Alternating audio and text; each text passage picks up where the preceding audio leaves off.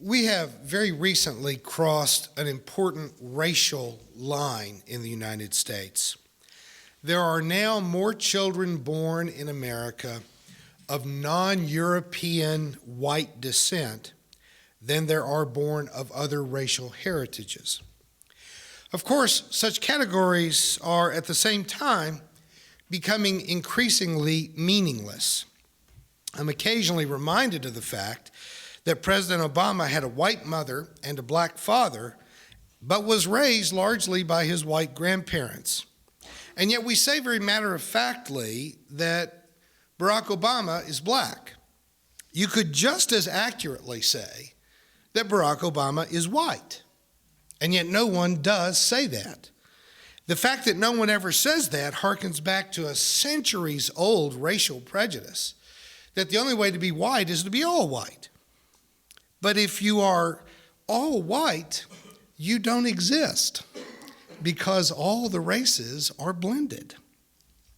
When I was a kid, when we registered for things, we had to register as either Caucasian, white, or black, or other.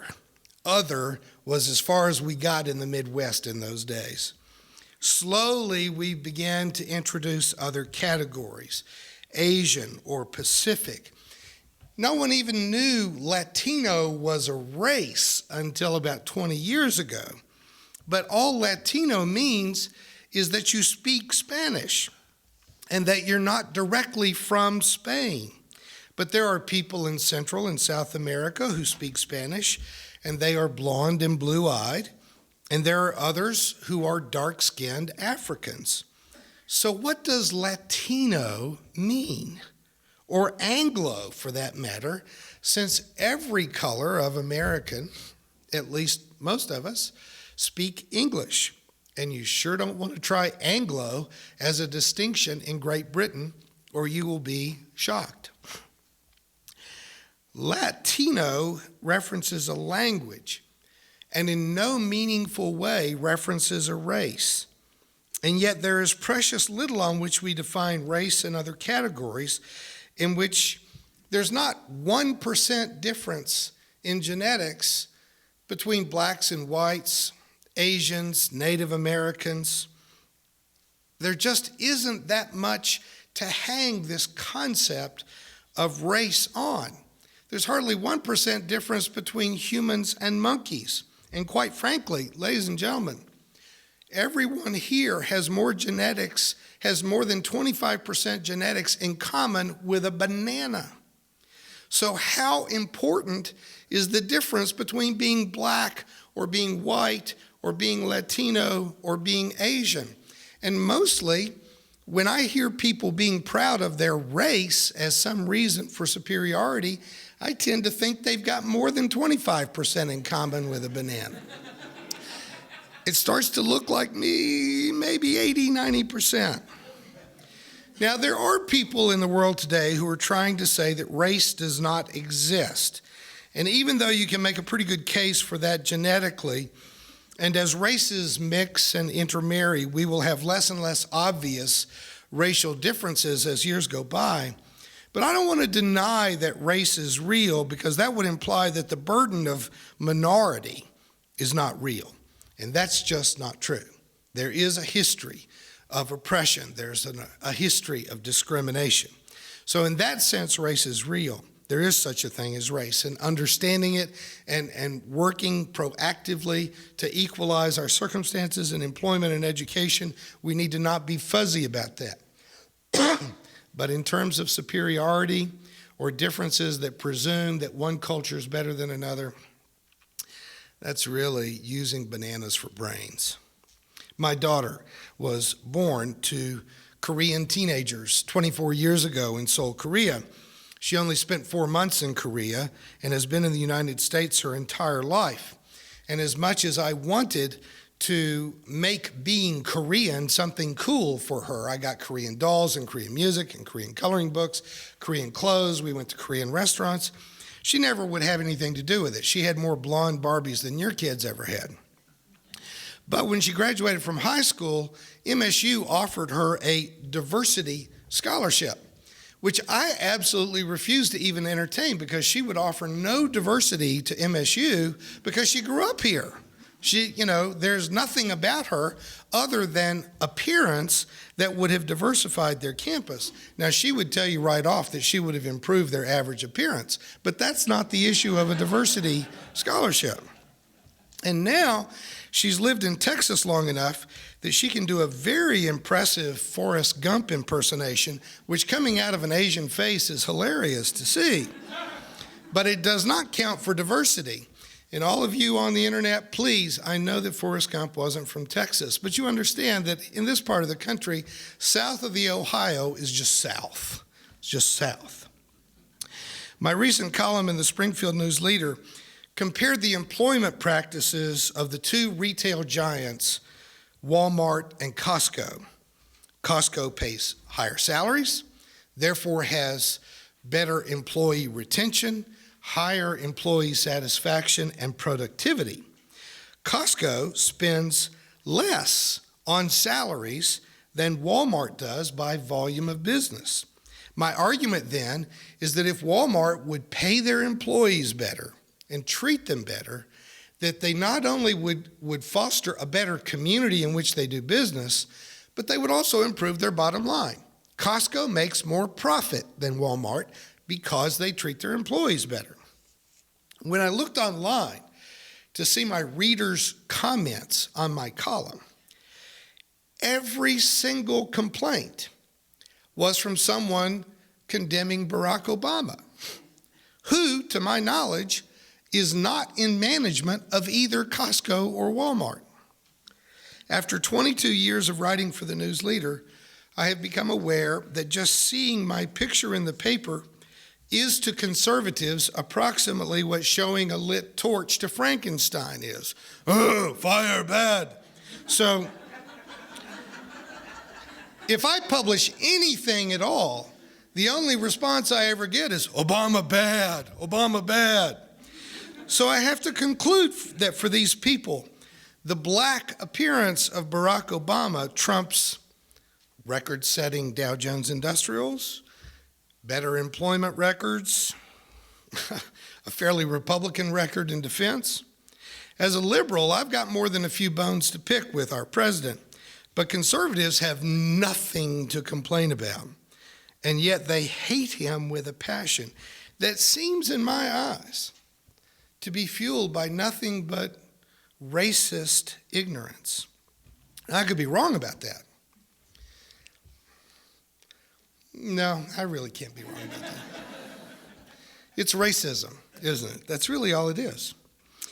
Even some of my best friends were surprisingly ebullient about Hugo Chavez's declining health and recent death.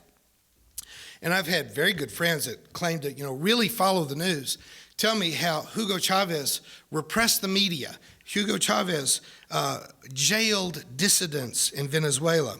And I asked them, we jailed 10 times as many Occupy Wall Street protesters as Hugo Chavez has imprisoned. So were you equally outraged that in the United States we were jailing Wall Street occupiers?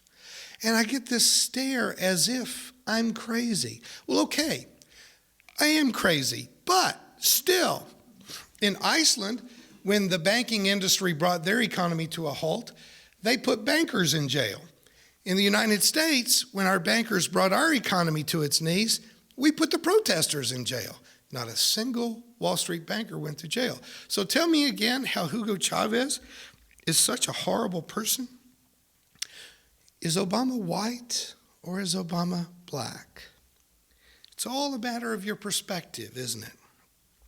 I know that when Chavez nationalized the oil industry in Venezuela and he severed military ties to the United States and snuggled up to Cuba, that it upset a lot of people in the business world in the United States. But I can tell you that by nationalizing Venezuela's national resources for the benefit of the people that live in the nation, their infant mortality rate was cut in half. He made college tuition free, and now Venezuela has the 5th largest number per capita of college graduates. He cut poverty, severe poverty, by over 40%. And in Nicaragua, he's building power generation plants. Electricity is on all day long in Nicaragua now. He's paved the Pan American Highway and other important business roads in Central America. He's provided food to the preschools in Venezuela and in Nicaragua. My friends in Nicaragua have been writing to me, and they are terrified by the prospects of the corporate powers taking over the government of Venezuela again that might plunge them back into the poverty they were experiencing a decade ago. But corporate Americans are terrified that we pay too much attention to how successful Hugo Chavez was after he liberated natural resources for the people that naturally lived on top of those resources.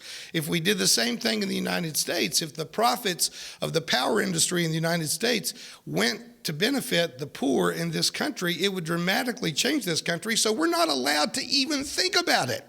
We're not allowed to broadcast about it or to discuss it.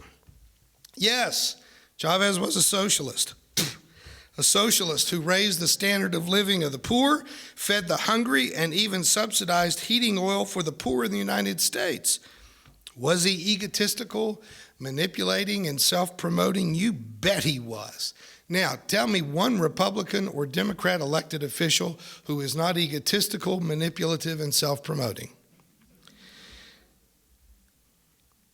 And not all of them are even trying to elevate the circumstances of the poor, provide food for the hungry, or electricity and heating oil to the poor. So, forgive me, but give me an insincere socialist any day if they can run a better railroad than a sincere capitalist. Could I get an amen, or are you all scared to exhale right now? The Apostle Paul traveled in a world that was divided by who was a Roman citizen and who was not. It was divided between slave owners and slaves. It was divided between the Greek and Latin speakers and the Jews and other Aramaic speakers. They were aware of racial divides that you wouldn't even be able to identify. If you've never been in the Middle East and you were plopped down in Jerusalem today, and you were asked to identify the first 10 people that walked past you on the road, whether they were Palestinian or Jew, you wouldn't be able to tell the difference. Now, you'd be able to tell the difference after a week because of subtle differences in culture, dress, and behavior. But on first blush, you wouldn't be able to tell the difference. If we could resurrect the Apostle Paul and put him up here right now, he wouldn't be able to tell a Latino from what we call a Caucasian, because really, you couldn't either if you don't hear the accent. But even in that world, that if such a thing were possible, the people were even more divided by race and politics than we are today. Paul wrote to the church in Corinth, a seaport town with as much diversity in travelers, people from other nations as you can imagine. He wrote to them, "But we see one another no longer from a human point of view." We just need to stop seeing each other from these categories by which we divide each other. So is Barack Obama black? Yes, he is. Is Barack Obama white? Yeah, he is. Will we all one day be completely embarrassed about having ever cared whether he was white or black? I hope so. I sure hope so. I'm not saying that all people are the same and that politics is equal, because they're not. People are different and politics matters. What I am saying is that what does not matter is skin color or language or even the nomenclature by which you say your prayers to God. What matters is a life lived in compassion with a genuine passion for justice. It was the Dalai Lama who defined love as being the absence of judgment. If Hugo Chavez decreased human suffering and gave hope to more people in Central and South America through socialism than his predecessors had through capitalism, then he is golden in my eyes. If Barack Obama can end this stupid Defense of Marriage Act that discriminates against the gay community, decrease gun violence in our streets, and increase employment in this nation, then he isn't black or white to me. He's red, white, and blue. Some of the most wonderful people that I know are not much to look at. And some of the most attractive people I've ever seen have the ugliest characters. Some of the most educated people I know are embarrassingly simple. And some of the most humble folks are astonishingly wise. Some young people cannot program your DVR. And your DVR was invented by an old person. Your prejudices are just a weight that you have carried for years that has done nothing for you, but has limited how far you can go spiritually. It has limited how many people you can count as your friends. It's limited how happy you can be.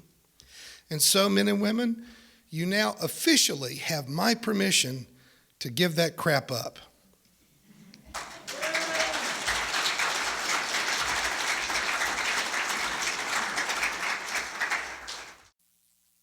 You've been watching a progressive Christian video from the Community Christian Church of Springfield, Missouri. We encourage our viewers to donate to our efforts in feeding the homeless and hungry of our community.